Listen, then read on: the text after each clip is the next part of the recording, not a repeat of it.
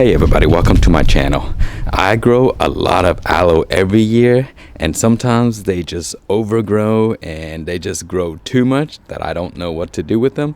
And right now it is January and it's very cold. Tonight is going to drop down into the freezing temperature, and the next week is probably going to drop down into the single digits. And so aloe cannot live below freezing. And so either you harvest all the leaves or take them inside and overwinter them and then take them out into the next spring.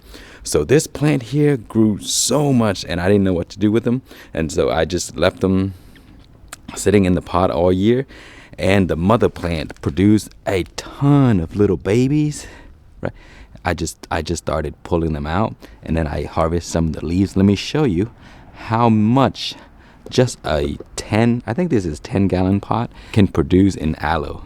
And that is mother plant right there. And so I just harvested all of these here. So these are all of the babies and also the single leaves and the big leaves here. And then I cut all of these pubs here. These are the overgrown pubs. All of these were in that single pot, and it was so heavy that it kind of like weighed down on the pot and damaged it. And right now I have to take the plant inside or they'll just die. And so I'm going to show you what to do if you happen to want to overwinter your overgrown aloe plant. And so the first thing you should do, of course, is pull out everything that you can and lighten up the load a little bit. And so this is what I've been doing. So I'm going to harvest a few more leaves, and I'm just going to leave the top layer leaves, and then we're going to pull this out, and then we're going to put it into a smaller bucket so that we can put it inside. So let's go ahead and begin. Okay, so we are going to trim more of the leaves, and you always want to harvest the bottom leaves first and then make your way to the top. And you can just cut the leaves across. It's going to cost no issue, but it's just going to cause a little mess right here. So what I recommend you do is cut a slit on the side right here, like that, and then just pull it in the opposite direction. You see? It makes less of a mess, and then it doesn't leave this part back on your plant. And these here is eventually going to dry up and it's going to fall off, just like right here. So aloe is very tough, so no worries about however you cut it. It's going to be fine. And a healthy aloe plant produces really large leaves, and they're very nice and plump. And if you allow them to have too many babies, just like I did, the leaves won't get as big. So remove all of the babies if you want really large leaves. Okay, so today we are going to do something very drastic. So to have the best result when you replant your aloe is you pull this entire thing up along with the roots, and that will give you the best result.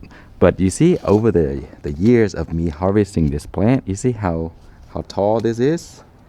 And if I leave it like this, it's going to continue to grow and grow and grow. And when I harvest, it's going to get taller and taller. And it's going to, become unstable and it may fall over. So what I'm going to show you today is we're going to cut this here. And then we're going to plant all of the part under soil, and then just leave this at the top. So I'm just going to have my saw here. I'm just going to cut it.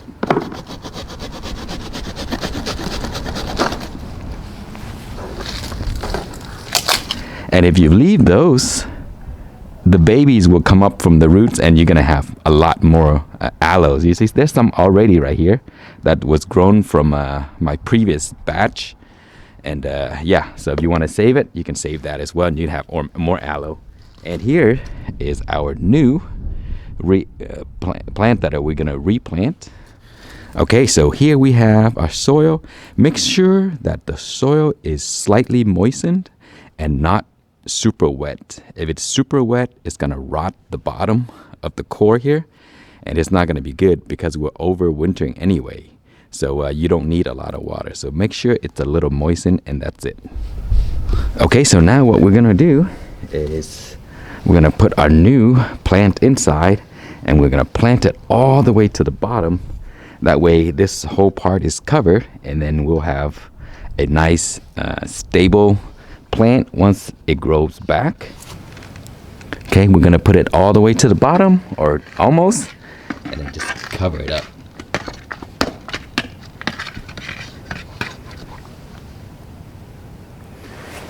And we're gonna add a little bit soil to that to keep it standing up nicely. And try not to put the soil in between the leaves. So that's just recommended.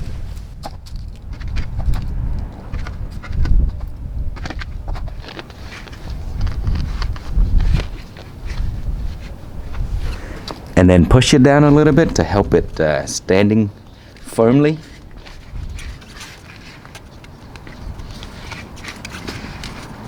Okay, so that should be enough. And now I'm gonna give it a little bit water because the soil is a little bit kind of dry.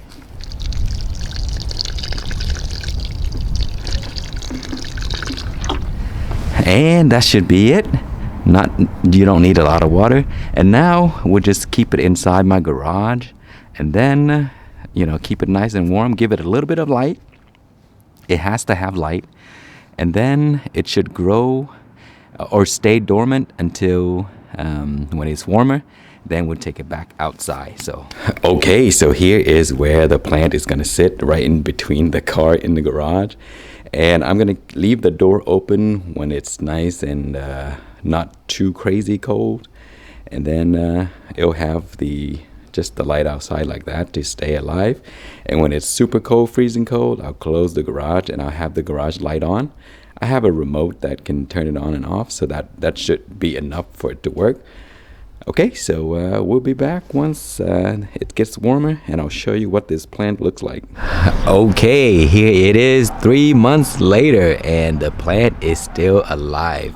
It didn't grow too much because the weather has been cold for the past few months. It is now getting much warmer now, and so the plant is going to stay outside. And as you can see, as soon as I place it outside, where the sun is beating down on it, it gets a little sunburn, but that's no problem. All you have to do is put the plant in the sun for about 30 minutes, then take it out. And then do that again, take it out, and probably after a week or so, it should be adjusted. My plant now is adjusted and it can stay outside completely. Okay, let me dig it up and show you what's going on at the base so that you can see. And then if you want to do that on your own, you know that this will work.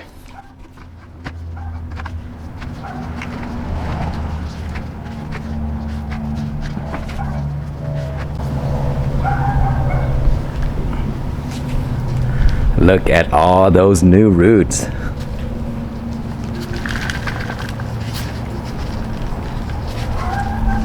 You see, initially, when we dug it up and cut it down, this is the cut right there, and all these new roots right here, you see?